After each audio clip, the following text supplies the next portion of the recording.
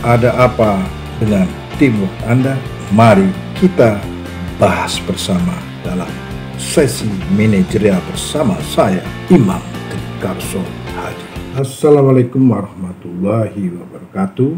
Salam berjumpa kembali dengan saya, Imam Trikarso Hadi, dalam segmen manajerial. Sahabat-sahabatku yang budiman dan baik hati dan dimuliakan oleh Tuhan Yang Maha Kuasa, ada masanya sebuah kerja tim atau teamwork, baik di organisasi, di partai politik, di unit-unit lain termasuk di perusahaan, tidak mengalami performa yang maksimum. Padahal dalam teamwork itu, dalam unit kerjasama itu terdiri dari orang-orang yang berpengalaman, melek teknologi, networknya luas, punya cukup modal, tetapi justru posisi teamwork itu selalu berada di belakang dibandingkan organisasi, perusahaan, atau teamwork kerja yang lain. Keadaan ini biasanya dirasakan ketika tim kerja tadi atau teamwork tadi tidak mencapai target secara maksimal, lalu kemudian timbul perangkap konflik di antara anggota tim, atau istilahnya dikenal dengan jebakan atau perangkap kerjasama. Sahabat yang baik hati, setidaknya ada 5 hambatan dalam kita membangun sebuah teamwork. Yang pertama adalah kurangnya kepercayaan antara anggota tim. Pada dasarnya hambatan ini terjadi karena anggota tim tidak bersedia menampilkan sisi rentannya kepada sesama anggota tim. Mereka tidak terbuka mengenai kelemahan dan kekurangan diri atau persoalan yang sedang dihadapi secara personal, kemudian mempengaruhi sikapnya dalam bekerja secara tim, atau kesalahan-kesalahan yang dia lakukan, dia tidak terbuka, serta kebutuhan untuk meminta bantuan rekan-rekannya agar teamwork itu tetap berjalan secara maksimal, maupun meskipun ada di antara anggota tim sedang berpersoalan.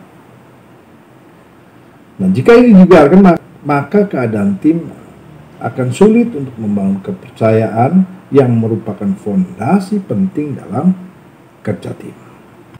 Perangkap yang kedua adalah ketakutan terhadap konflik. Tim yang tidak saling percaya satu sama lain tidak akan bersedia untuk terlibat dalam konflik yang terbuka dan konstruktif. Mereka lebih memilih untuk menyimpan pendapat yang mereka miliki ketimbang berdebat dengan rekan satu timnya. Anggota tim memilih untuk mempertahankan keharmonisan semu atau keharmonisan palsu atau keharmonisan kaleng-kaleng dalam tim. Perangkap yang ketiga adalah kurangnya komitmen dalam tim. Keengganan tim untuk terlibat dalam konflik mengakibatkan kurangnya komitmen anggota terhadap tim. Komitmen dalam konteks kerjasama tim berfokus pada pembuatan rencana dan pengambilan keputusan atau decision making. Ketika anggota tim tidak memberikan pendapatnya dalam diskusi karena takut terlibat konflik misalnya, mereka akhirnya tidak benar-benar terlibat dalam keputusan yang diambil oleh tim. Itu perangkap ketiga. Perangkap keempat adalah menghindari tanggung jawab. Tanpa adanya komitmen terhadap perencanaan dan pengambilan keputusan yang diambil oleh tim, anggota tim tidak dapat meminta pertanggungjawaban kepada rekan kerjanya. Mereka ragu-ragu untuk memberikan feedback kepada rekan kerja terkait dengan performa dalam tim. Mereka memilih untuk tidak mengingatkan rekan kerjanya mengenai standar performa yang tinggi demi menghindari ketidaknyamanan antara anggota tim. Itu juga perangkap. Perangkap kelima adalah ketidakpedulian terhadap hasil yang diperoleh oleh tim. Tanpa adanya pertanggungjawaban, anggota tim akhirnya lebih fokus pada tujuan pribadi ketimbang tujuan tim. Kegagalan untuk meminta pertanggungjawaban kepada rekan kerja menciptakan lingkungan di mana anggota tim tidak peduli terhadap hasil yang diperoleh secara tim. Mereka cenderung mencari pengakuan untuk diri sendiri dengan mengorbankan tujuan tim. Ada sisi kesombongan personal di sini muncul.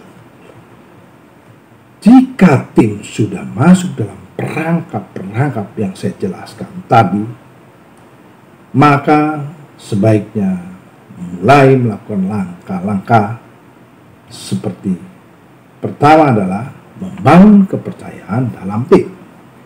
Untuk memiliki kepercayaan terhadap satu sama lain, anggota tim dituntut untuk menampilkan sisi rentan mereka dan yakin bahwa sisi rentan mereka tidak akan digunakan untuk merugikan mereka. Cara membangun kepercayaan ini adalah, pertama adalah setiap anggota tim saling berbagi mengenai informasi dirinya kepada tim. Kemudian berikan apresiasi untuk performa yang sudah baik serta feedback spesifik dan kritik yang membangun untuk performa yang perlu diperbaiki. Yang ketiga adalah kenali gaya perilaku dan kepribadian setiap anggota tim. Cara mengenalinya banyak cara. Yang kedua adalah atasi rasa takut terhadap konflik. Tim yang terlibat dalam konflik produktif menyadari bahwa tujuan dari konflik adalah untuk menghasilkan solusi terbaik dalam waktu sesingkat-singkatnya. Mereka berani untuk berdiskusi sehingga menyelesaikan masalah dengan cepat dan menyeluruh. Konflik yang baik adalah dengan mendengarkan orang lain dan mempertimbangkan sudut pandangnya. Ada berbagai cara untuk mengembangkan kemampuan anggota tim bisa terlibat dalam konflik yang sehat. Satu adalah pilih anggota tim untuk bertanggung jawab selama meeting atau diskusi berlangsung. Setiap anggota tim diberikan tugas untuk memimpin jalannya diskusi dan memunculkan pendapat-pendapat dari setiap anggota tim. Yang kedua adalah anggota tim dapat saling membimbing untuk mewujudkan diskusi yang sehat. Kenali anggota tim yang merasa tidak nyaman selama diskusi dan ingatkan bahwa perdebatan dalam diskusi merupakan hal yang wajar saja. Yang ketiga adalah memahami kecenderungan yang terjadi dalam tim ketika muncul konflik. Buat strategi yang tepat untuk menghadapi situasi yang muncul setiap konflik berbeda terjadi. Upaya yang ketiga adalah menumbuhkan komitmen dalam tim.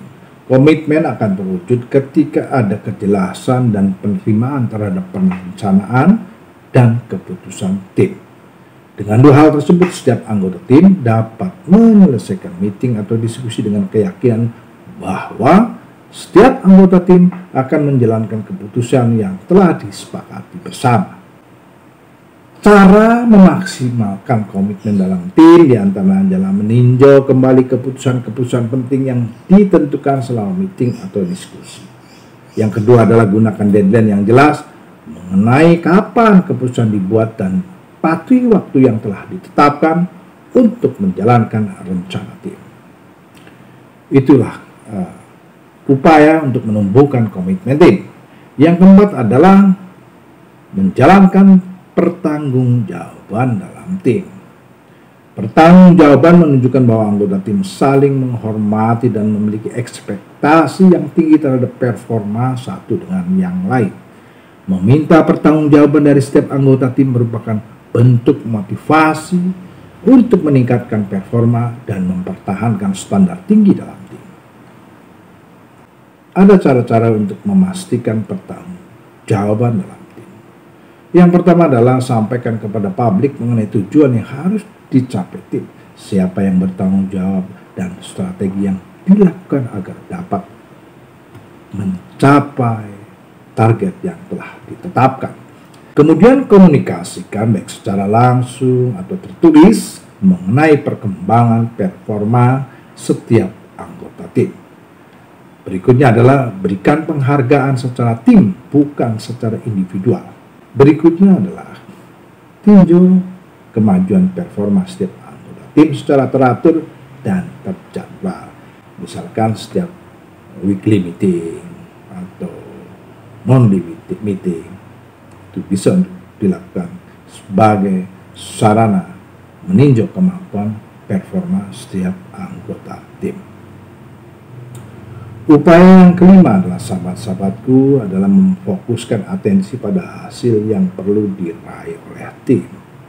Anggota tim akan lebih fokus pada hasil yang perlu diperoleh tim jika ada definisi jelas mengenai hasil yang perlu dicapai dan pemberian penghargaan kepada performa yang berkontribusi pada hasil tersebut. Ada beberapa cara untuk mengarahkan fokus tim kepada hasil, misalnya nyatakan komitmen dalam tim mengenai keinginan untuk mencapai hasil tim.